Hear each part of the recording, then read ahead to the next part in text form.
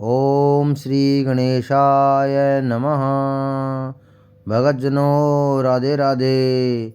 आज हम आपको माघ मास के पंचम अध्याय का स्मरण कराएंगे। कृपया ध्यानपूर्वक सुने। माघ महंत्यम व्रत स्नान फल।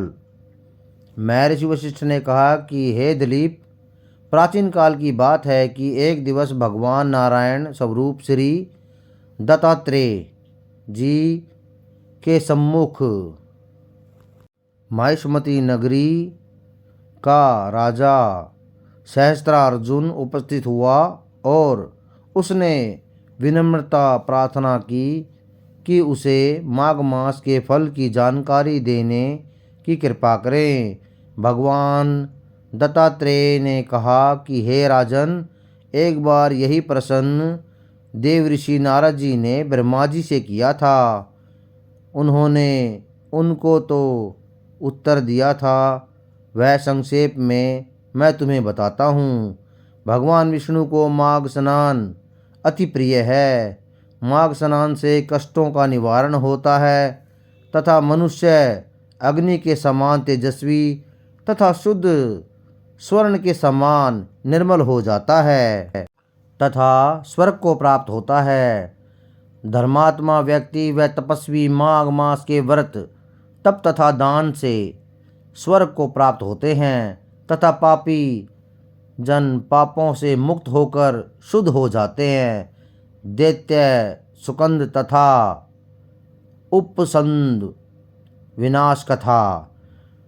महर्षि ने कहा कि मैं तुम्हें इस संदर्भ में एक कथा सुनाता हूँ।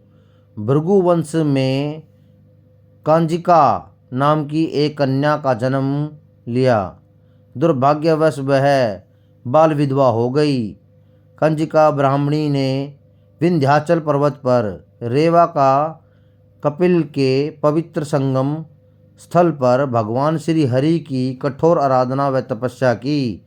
उन्होंने पवित्र नर्मदा के पावन तट पर भी माघ का स्नान किया तथा व्रत व तप किया।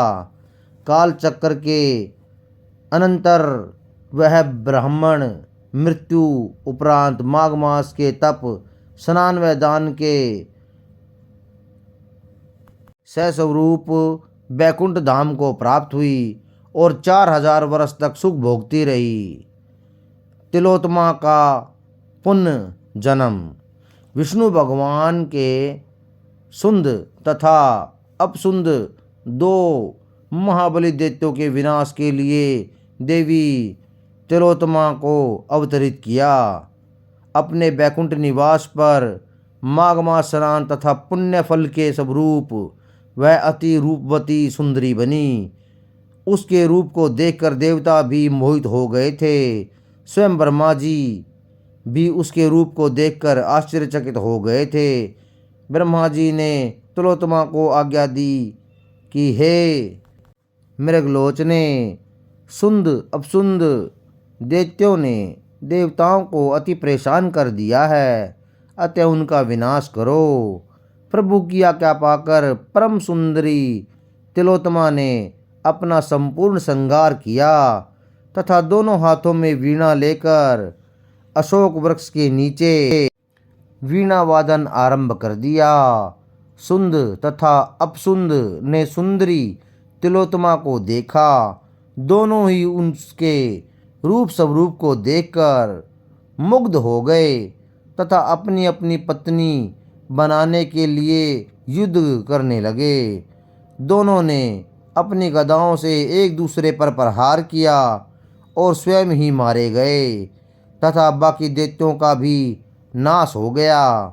देवताओं ने प्रसन्न होकर देवी तिलोत्तमा की जय जयकार की तथा वह माघ मास स्थान के प्रताप से सूर्यलोक को प्राप्त हुई तथा निरंतर सुख भोगती रही। अतः जो प्राणी बैकुंठ धाम की इच्छा रखता है उसे मकर संक्रांति तथा माघ स्नान अवश्य करना चाहिए। इति श्री माघ मास महात्म्यम पंचम अध्याय समाप्त। श्रीमन्नारायण नारायण हरि हरि, भजमन नारायण नारायण हरि हरि। गोविंद बोलो गोपाल बोलो, राधा रमण हरि गोविंद बोलो। बोलो बम बम भोले, जय श्री शंभू हर हर महादेव की सदा ही जय हो।